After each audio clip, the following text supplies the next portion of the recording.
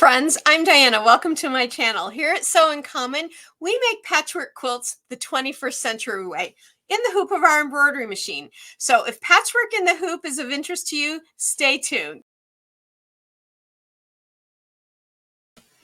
Hi everybody, welcome in today to Quilt Lab. Quilt Lab is our Sunday show here at Sew in Common where we create beautiful blocks each month. We do a little project or we kind of learn how to mix and match different blocks together. This month in July, we have been working mainly with Flying Geese units. Flying Geese units are really a valuable segment piece to have in your quilting library. So today we're going to be talking about our final project for our Flying Geese units this month based on our points home block. And I'll share how you can get that block here in just a little bit. Because it's the last day of July. Can you believe it? I mean, we're not the last day, but it's the last Sunday in July already. It seems like yesterday I was introducing our block of the month, and this is our block of the month called Points Home. You can see that it is made out of Flying Geese units and some triangle units. That's all. Very simple to make, great beginner block, but it's also a great block if you've been doing patchwork in the hoop for a while because you can do other things with it. So this was the main block, but look what we made the second week.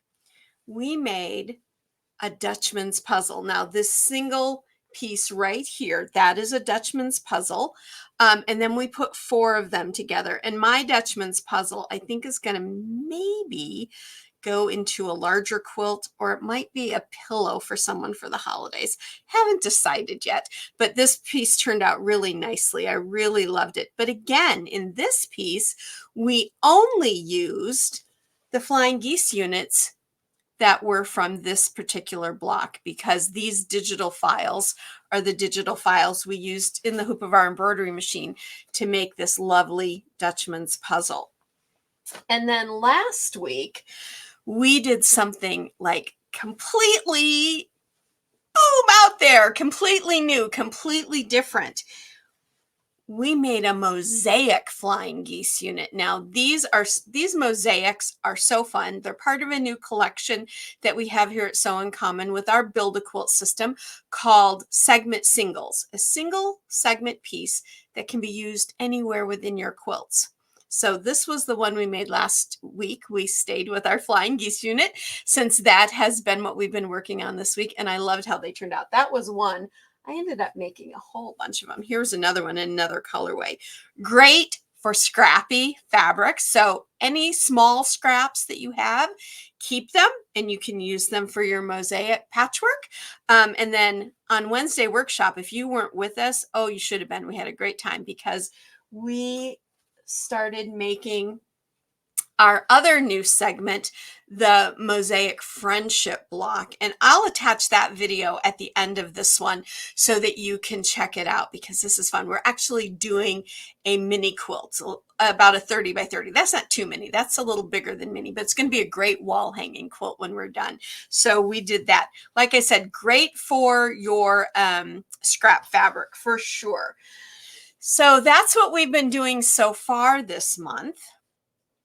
And to do those projects, everybody, if you're new with us, all you need is a 5x7 hoop for your home embroidery machine. You don't need a big hoop. Now, if you have bigger hoops, you can make multiple units in a hooping, but a lot of times, even with the 5x7, you can make at least 2 typically segment pieces at a time, unless they're 5x5, and then you can make 1 at a time. But a lot of times, so like with our Flying Geese units, we were able to do 2 of these in a hooping, so that's nice. And all you need is wash away stabilizer, not the leave-in kind, the wash away kind. Let me grab a piece over here out of my tray. Just the wash away like we use for freestanding lace. And why? That's because in the end, your quilt is going to be like any other quilt. It's going to have your top fabric, your batting, and your backing. That's all. You're not going to have to leave your stabilizer in it, which can make your quilts heavier, a little stiffer. I love using it. And trust me, this stabilizer is perfectly strong enough. I've been using it for several years now while I was developing the Build a Quilt system, and it works perfectly every time. And I have some great videos that I created also on how to use it and the best way to use it. And I will also attach one of, actually, those are in the comment section. I have, I think, 1 or 2 of those videos listed in the comment section for you if you're interested in watching those. So this week, you know, I think it was back in May. I think it was in May. Might have been June. I can't remember now. All my days and weeks are running together. Does that happen to you guys too? Oh my goodness. We ended up making this little mug rug. And I liked it. I like mug rugs. I love this shape. It's a shape that you don't usually see in mug rugs. Usually they're rectangular. Sometimes you see a round one, but you don't typically see this shape. And I love this shape. And so I thought for our small project at the end of this month, this could be used as a mug rug, but kind of a newer trend I'm seeing out there in small projects for embroidery and for sewing too are hot pads. Kind of the same idea. I mean, a mug rug is kind of a small hot pad, right? So you could use this either way you wanted to, but this is the one we're going to make this week. Isn't it pretty? I love it. It's the Points Home mug rug / hot pad, whatever you want to use it for. And this one actually is a little bit bigger. So this was the one we made a month or so ago. So you can see this one, it's a little more square and it's a little bit bigger, and it makes a great hot pad. If you use a batting like Insulbright or any of those that are used to make hot pads, you could certainly use this with a hotter item. If you don't, if you use a regular batting, then I suggest that you maybe only put warm dishes on this on your table, because something really hot could still go through because your batting is not super thick. But if you use an Insulbright, then you can use it according to the package directions and use it for hotter projects too, or hotter pots and dishes too. But I love this. And at the end of this little section, you're going to see the 3 video clips. One is for making the Flying Geese unit, one is for making the triangle unit, and then there's one that I filmed especially for this project on how this gets laid out and sewn together. And I give you a really good tip in there for sewing your blocks together, because your blocks are sewn together on your sewing machine, but you don't need a 1/4 inch foot for your machine because you have a guideline. As long as you can sew down that guideline, you got the perfect seam allowance every single time. That's one of the reasons I love doing patchwork in the hoop, is because everything gets built into that pattern when I digitize it. So it makes the whole process a little more streamlined, a little simpler. If you've been a quilter for a long time, like I have, over 55 years, I hate to say that almost because I can't believe it's been that long, but it has been that long since my grandma taught me how to quilt. And it's just so much more streamlined. Like I said, patchwork in the hoop is really patchwork for the 21st century. Just kind of the same ideas, the same beautiful products, but moving it into the future a little bit. So this is what you're going to make. And again, you're going to use your monthly block. The Quilt Lab block comes, you get the digital files for 3 sizes, 6x6, 8x8, and 10x10. This is the 10x10. We've been doing a lot of 10x10 blocks this year, thanks to Riley Blake, because their block challenge, all of those blocks were 10x10. And I digitized all of those for everyone so that we could do that challenge along with the quilters who quilt with their sewing machine. I mean, why not have us have the fun too, right? Some of you wrote in and asked, so I love doing it. That entire set, all the blocks and the sashing set, completely free set over at our website. And I'll show you that website information here in a little bit. But so this is the 10x10 block for the Points Home. And so when I created this for us, again, I used the pieces for the 10x10 block. Now, when you get your Points Home pattern set, at the very end, there is an information sheet now regarding this pattern. So to tell you what to make and what size from the pattern to use, all of that's right in there.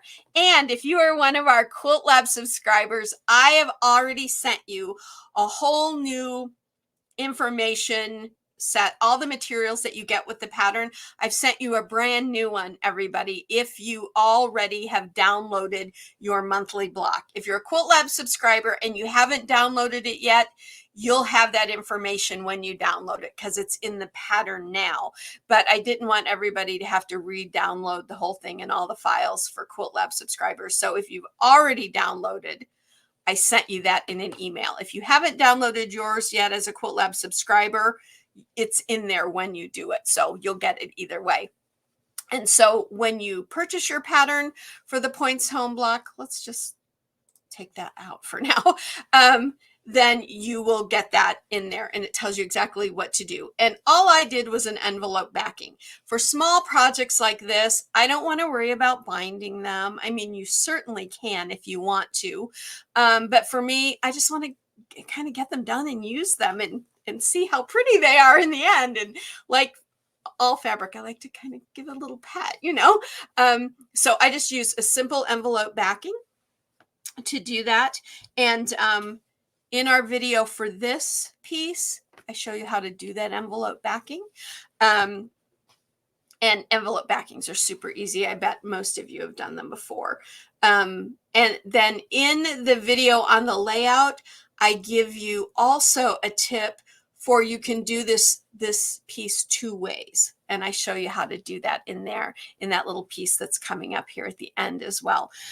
So that is our end of July time for our Points Home block. I've loved this block this month because I've really loved working with Flying Geese units. You can tell in our original block just by changing out the goose body. Now, you might call this the goose and the sky. I call this the goose body and the goose's wings. That's how I learned it many years ago. But either way, you can see by just switching out this portion, you can make that flying geese different and how it then this becomes part of the background of the overall square. And this is the part that stands out more. Or you can always change out your wings too. So in our Dutchman's puzzle, we not only changed out the body color here in this one, we also left one of the wings the same color as here, but we did this one in a second color. And by doing that, we ended up with a pinwheel and a pinwheel and a pinwheel for the Dutchman's puzzle. So it's a really useful block for really creating shape, blending color, that kind of thing with your quilts. All right, everybody. So if you want to know where to get your pattern, your Points Home pattern set, it's over at our website, sewuncommon.com. And it's always going to be there, but might as well get it now while all of these are fresh in your mind. So head on over and grab that pattern set. If you need to contact me, if you have questions, please do so at support@sewuncommon.com, and I'll be glad to get back with you right away. If it's late at night, say after 7 p.m., I might not get to you the next morning because sometimes we like to do some family stuff, or sometimes if it's a little later, I'm exhausted and I'm actually asleep, but I will get back with you as soon as possible. And sometimes I even let you know a note will go out saying, I'm sorry, we are closed right now, but I'll get back with you first thing in the morning, that kind of thing. But you can always get me at support@sewuncommon. Or what I love is when you leave your comments here on the video, because that way, if you have questions about the project and stuff, then everybody can see them and I can answer them for everybody. Now, I have a question for you guys. Today's video started out with a little intro clip about Sew Uncommon that I want to start putting in our pre-recorded videos. What did you guys think of that? You can let me know that in the comments too. I'd love your feedback for that. And it was a quick one. If you guys like that idea, I might go back and make better one or something, but I just like that so that it's kind of the same throughout. Everything is uniform throughout the video. So I'm giving that a try, and I love your feedback. All righty, everybody. I want to thank you so much for joining me today, as always. If you haven't already, hang on, I'm just looking for something here. There we go. Please subscribe to the channel. We are almost 460,000 quilters strong here at Sew Uncommon using the Build a Quilt system from all over the world. I love getting emails from all my quilting friends throughout the world. It's great. And all my friends here in the US, I love getting your emails and stuff as well. Because you guys really inspire me. So go ahead and subscribe, join the Sew Uncommon family. We'd love to have you for sure. And then please like and share the videos. That really is how this group has grown. This group went from about 3,000 in the first 6, 8, 9 months to 460,000 in less than 18 months. To me, that's just astronomical. Might not be to some people out there, but for me and this group and this little show, I just can't thank you all enough. I'm thrilled to have 460,000 other quilting friends. It's so fantastic. So if you like this idea, I'm also going to invite you to join us on Wednesday night for Wednesday night workshop live. I thought I had a little thing here for you. Oh, there it is. Wednesday Workshop Live. We get together right here on the Sew Uncommon channel, and you can also watch on my YouTube channel, Sew Uncommon, for a live from 6 to 7 p.m. Central Standard Time. And I am being really good about keeping you guys till that 7 o'clock, or not having you guys go over that 7 o'clock, because I know there's another really fun group out there that does something on Wednesday night at 7 p.m. Central Standard Time. And even I like to run over there and check it out from time to time. So I try to keep us just to that hour so that everybody can go about having time to do the other things in their life. And as we're still in summer, you might have a lot of other stuff you want to do. And then you can always catch the replay because the video will stay here on the channel. But join us because we're going to be doing several things here coming up, but we are working on our Mosaic Friendship Quilt. Right now, it's about a 6-week quilt along, and it's a smaller quilt. But when that is done, we are starting a quilt along where the pattern is completely free, because the pattern is from a shop hop for the state of Michigan. One of our lovely subscribers sent me that information, and they had a beautiful quilt also with the friendship block on it, but the traditional friendship block. That pattern set and all will be free, just like our Riley Blake one was. And we're going to work on that together after we have done our Mosaic quilt along for the friendship quilt. Okay. Alrighty, everybody. So join us Wednesday night, 6 p.m. Central Standard Time. Now, as soon as I sign off, you're going to have those little demo videos and the layout video. But of course, contact me if you have any questions. Until next time, everybody, you know what I think about quilters. We are, in our hearts, we're artists. This is our creative outlet. And the quilts and the quilted projects, even our little quilted projects that we put out in the world, make the world a more beautiful place. And I think when we make the world more beautiful, we're also putting out our love and our kindness and our giving to everyone as well. So, as I always say, go sew life beautiful. I know you can. Hope to see you Wednesday. Bye for now. Hello, everyone. We're here at my machine. This is the demonstration for a simple triangle block, just like the one we see here. I know it's hard to see, but if I hold it up, you can see where the triangle is. Now, triangles aren't used a lot, but sometimes they're used to create larger squares. So you'll have a square, and then you'll put a triangle on each corner, and that will give it make it a larger square. and turn it 90 degrees so you can have your inner square on point. So it is a useful block to have. And typically you start out using a rectangular piece of fabric and then you trim around it when you trim it out. It's just like making the square, which is 2 simple steps. The first step is to stitch machine step 1 directly onto your stabilizer, which is wash away. Then you'll put a little glue.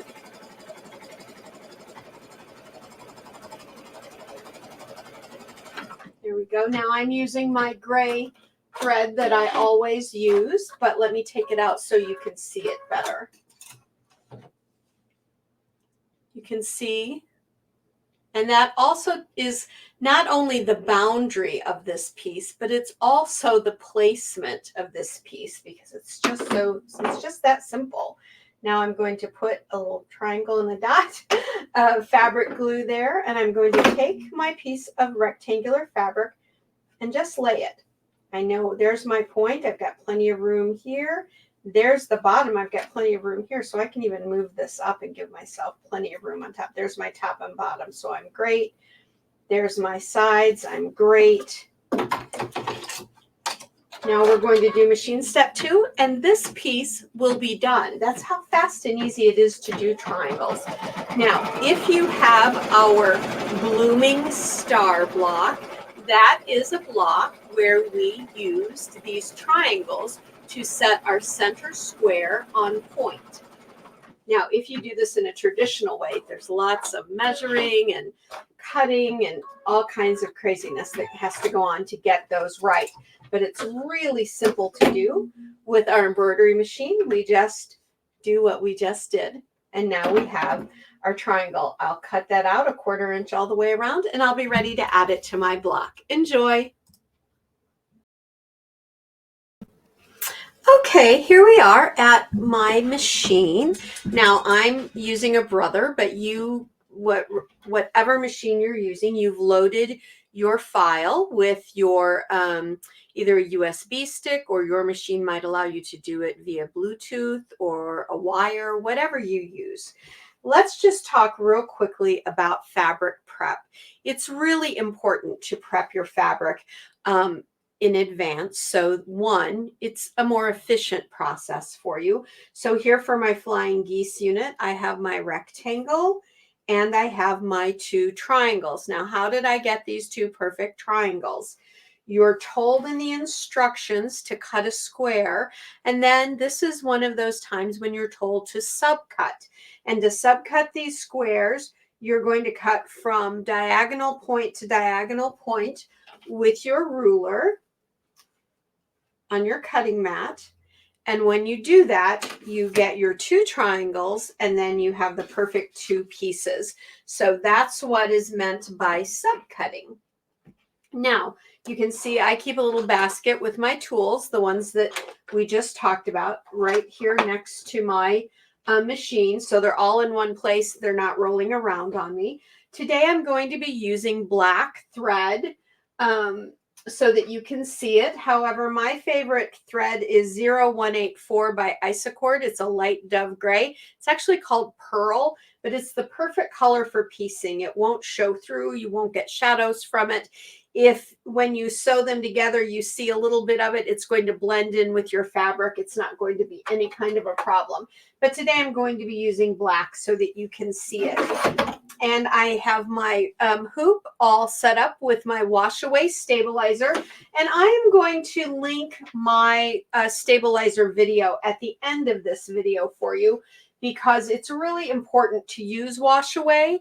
Other in the hoop type quilting systems will use a poly mesh, and that's okay, but there is a real reason as a quilter we want to use a wash away, and that's all in the video for you. So I will link that at the end of this how-to video. So now I've placed my hoop, and I'm going to start with step 1, machine step 1, and that's what it will say in your instructions.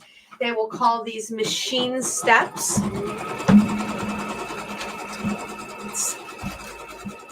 It's stitching out. Now, machine step 1 and machine step 2 on your Flying Geese unit is stitched directly onto your stabilizer. What it is giving you is an outline of the piece, and it's giving you a placement line. Step 2 gives you the placement line for placing your first piece of fabric. So here we go on number 2.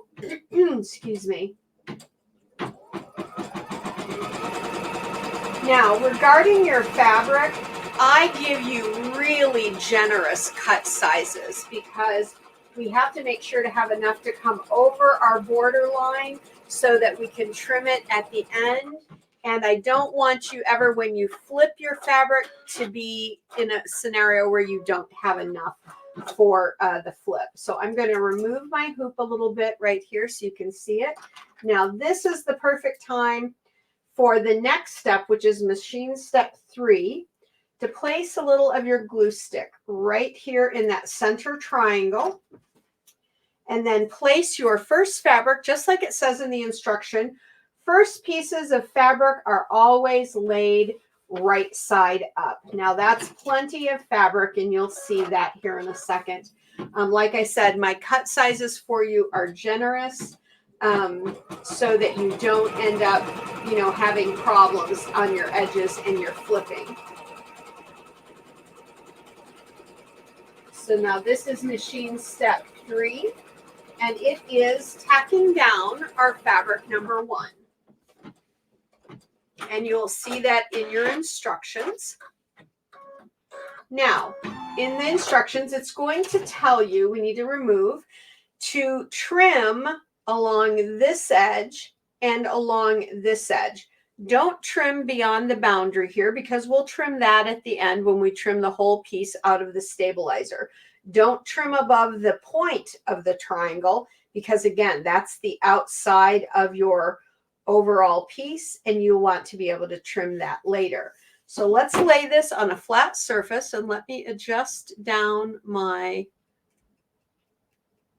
camera. There we go. Now you can see it. I've got my scissors, and I'm going to trim roughly 1/4 inch here and 1/4 inch here. I just eyeball it. I don't mark it. I don't put a ruler down and mark it or anything like that. If you feel more comfortable, you can, but really you're just trying to eyeball that. And I've left all of that up at the top over the border, and I'm going to do that again over here. I'm going to leave plenty above for trimming later. And I'm just trimming this right off. There you go. So now I'm going to have enough when I stitch across this later. I'm going to have enough of this up here to trim off, and I'll have plenty down here as well. All right, your next part of your instruction says to lay piece number 2 right side down on piece number 1. So second and subsequent pieces always get laid right side down, just like that. Easy, right? Now we'll place this back into the machine. And let me bring this back up a little. There we go. And we're going to do machine step number 4. And I'll just hold my stabilizer down there a little bit so you can see it.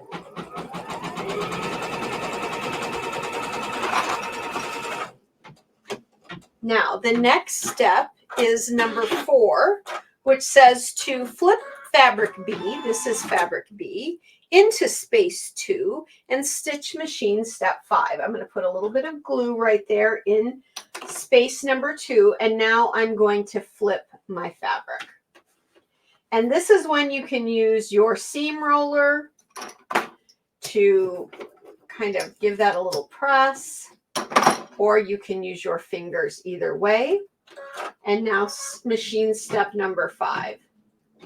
And I just kind of, as it's working, sometimes I just kind of like let my fingers guide it a little bit, but please keep your fingers well away from the needle and the mechanism. Now on this one, there's no need to do any trimming at all, because all of your excess fabric is outside the outer boundary box, and that will be trimmed later. Then we're on to our next step, which is number 5 in the instructions. And this is piece number 3. And again, it's your other triangle. So it's just like we did the last one. We're going to place it right side down, but on the other side this time. There we go. And now we're going to do machine step 6.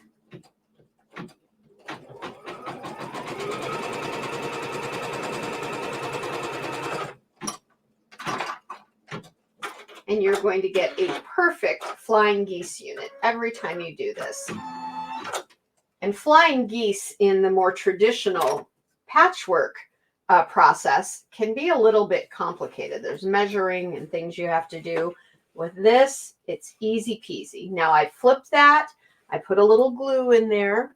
And now we're going to do machine step 7, which is just going to tack it down here on the other side. And I'm just going to kind of just like petting it a little bit to keep it flat. The glue will hold it there though. Okay, so now we're ready for our very last step, which is machine step 8. But I want to talk to you really quickly because this is where you would use tape to tape down where your fabric comes together. And that will allow you, let's move our camera down, that will allow you, your foot, not to get caught on the fabric and flip it over and end up causing trouble. So what I do is I take a piece of my embroidery tape, I tape it down, I give that a little rip there. So that's one section.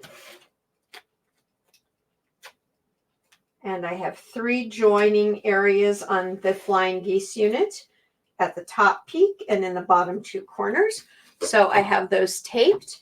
Now my foot, when it's going around to do our boundary box, which becomes our guidelines for sewing our segments together, it's not going to get hit.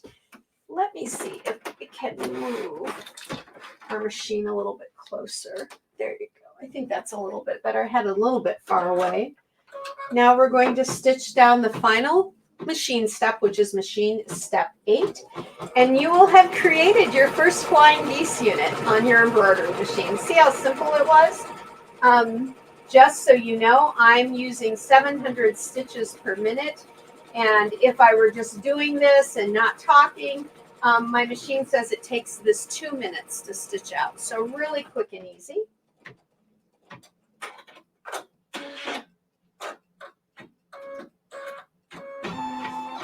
Okay, now we can remove this. Now you'll want to remove your tape, and then you'll take the whole thing out of your hoop, and then we're going to trim these. And we'll trim all 3 of our demonstrated segment pieces at one time. So I'm not going to do that here. And now we are ready. We finished our Flying Geese unit, super simple, and we are ready to move on to our split rail block.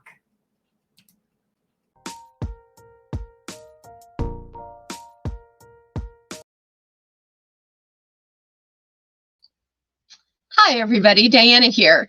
In this segment video, I'm going to show you how to lay out and the best kind of way to get your points home mug rug or hot pad, whichever way you choose to use it, laid out and pieced together. So let's go ahead and get started. I'm going to flip the camera over here, and here are our segment pieces all nice and laid out so that you can kind of see where they go. Now I've got 2 pieces sewn together here, and there's a reason for that. Move those over. So with this piece, these are the Flying Geese units and the corner units from the 10 by 10 square for our points home square, our Quilt Lab square of the month for the month of July. So all we've used is the Flying Geese units and these corner units. We've made 4 corner units, and we've made 6 Flying Geese units. 4 of them are exactly the same, and 2 of them have the same what we call the goose body, but the wings are a different color, and you can choose whichever fabric colors you want, of course. I've just chosen these yellows and mints and whites. These were just some small pieces of fabric I had left over, and they worked out beautifully together for this piece. I'll be using mine as a mug rug, but like I said, I actually might think about using it as a hot pad because it comes out about 7-ish inches, and that's a nice little hot pad to put on the table to put a warm dish on. I would not put this, put a really hot dish directly from the oven in it unless you use something like an Insel Bright or something like that as your batting, but I've just used regular batting for mine in the end. Now, I want to talk to you about, real briefly, these two Flying Geese units here in the center, because I have them laid out where they create basically a diamond in a square. We see that all the time. Diamond in a square in the middle of a star block, very, very common. But you could also put them like this, and I think I might just do that. That gives this block just a little bit different look. It's not that same old diamond in a square look. It kind of gives us more of a bow tie look. So I'm going to leave my layout like this, but you feel free to do it either way, either as the diamond in a square look or this cute little bow tie look, whatever you prefer. Now, you're looking at this right here probably. Let's move some of this down and look at these two pieces. And you've noticed I have already stitched together one of the Flying Geese units and one of the triangle units. And you're like, what's all this, please? What's going on down here? Well, in our original block, Points Home, I'll lay this on here. Our corners have the points going outward, and this long edge is the edge that ends up basically putting our two flying geese on point.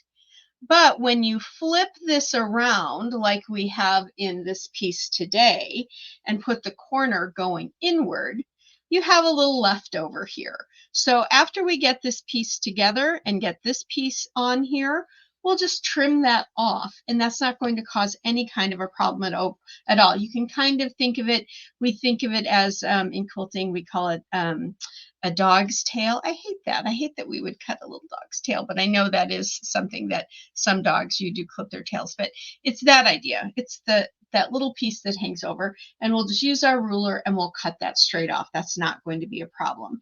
So for the layout, you have your 4 corners all facing inward. Then you have your 4 matching Flying Geese units with the points of the goose body all facing inward as well, because those are creating our star points. And then with the 2 in the center, again, you can lay them out this way or flip them around and lay them out so that they look like a diamond in a square. And then we're going to sew this together in rows of 3. We're going to start out with this row, and then this row, and then this row. And the top and the bottom row are kind of sewn together exactly the same way. You can see I've already done that here, and I've already opened my seam and give it a nice pressing. Again, I only do open seams with this type of patchwork because I make the stitches here smaller. When I go to stitch this together on my sewing machine, I use a 1.8 or 2.0 stitch length, and that keeps you from having anything coming through there, even though those are open back there, but it leaves less bulk in the back. Okay. Now, if you want to just fold them and press them to the one side, that's fine as well. And so the next thing I will do is I will place this unit. Let's move these down a little bit more so you can see a little bit better. There we go. We're going to place this unit, just flip it right over. And I think with this particular piece, using the pin method, and there is a video for that here on the channel, is really good because you have this leftover down here, and you want to make sure that you get your points right. So I put my pin right through the corner of my stitches there, and I'll put it right through the corner of my stitches there. I will get that nice and lined up, and then I will put a quilting clip on here to hold it together, like so, and I'll take it over to my machine and I will sew down that line. Now, my tip as always when you're sewing is put your needle right here on top of the point, and then with the tools on your machine, move your needle over one click to the inside so that when you stitch, your needle is hugging this inside edge of the stitches. It's not enough to change your seam allowance, but it is enough to keep your stitches from showing. So let's look over here at the piece I've done. You can see there's no stitches showing. Let's get this up closer. There's no stitches showing here. And that's because, and you can see them back here a little bit, and that's because I stitched one to the inside, and that covers up all of that stitching. Now, that, if you want to be really precise in that way, that's great.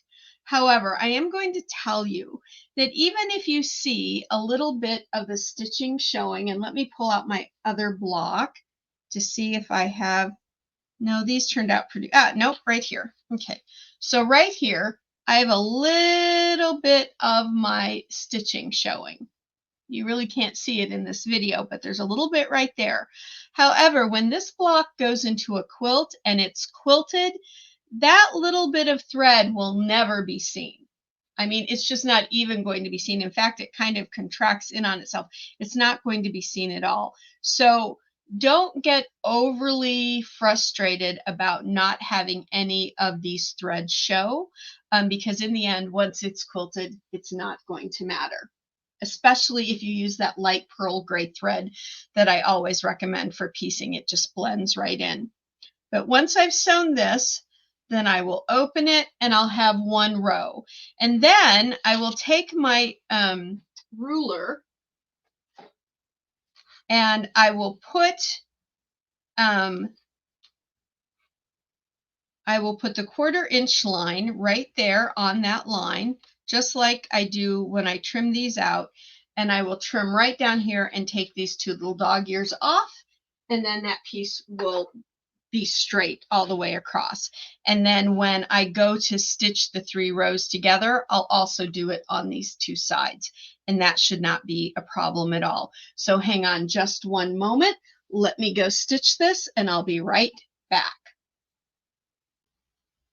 Okay, so I'm back from my machine and I've sewn this piece on. And now I'm going to actually move my camera up just a wee little bit there. I think you can see that a little bit better now. So I'm going to take and flip this over. And I'm just going to open up my seam. And you can see again, no stitches showing. I'm going to open up that seam, take my iron, and just give that a quick little press. And remember, wool to silk setting on your iron is as hot as you need it to be. Any hotter really doesn't work any better. And in the end, it will end up drying the threads of your fabric, and your fabric will get older and more frayy over time. So there is that one bottom row. I'll do this top row in the same way, but now let me go ahead and show you how I'm going to trim this. I want it here, and I'm going to put my 1/4 inch mark. This is just like I would be doing if I was trimming this out of the stabilizer. So I've got my 1/4 inch mark all on that sewn line. There we go. And now I'm using my pinking, my rotary cutter with my pinking blade so that all my edges match. And I'm just cutting there, and I'm just cutting there. There are my 2 little leftover snips. And now I have my beautiful bottom piece done. And you'll do that again when you do this row. And then when you put all 3 of the rows together, you'll need to trim there and trim there. And that's how easy it is to sew this piece together. After I've sewn it together, then I'm going to quilt it. You can use any quilting design that you like. I will probably just use something that is very stipple-like, very just loose. In fact, I think a few weeks ago we had a stipple design that was in one of our patterns. It was for a 5x5 square. I would probably just plant that in the middle, and that's probably all the quilting I'm going to do on this piece, because then I'm going to make an envelope backing on it, turn it all inside out, and everything will be held together really lovely. So go ahead and give that a try. Of course, if you have any questions, let me know.